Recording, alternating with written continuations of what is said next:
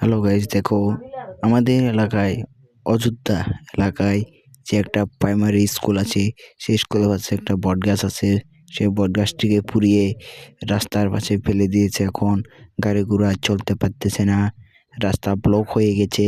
তারপরে লোকগুলো সবাই ধরে গাছগুলোকে ঠেলিয়ে ফেলে দিচ্ছে, তারপর গাড়ি যাবে, না হলে তার আগে গাড়ি যাবে না। ভিডিওটি শেষ পর্যন্ত দেখে ভালো লাগলে একটা লাইক, একটা কমেন্ট করে দিও।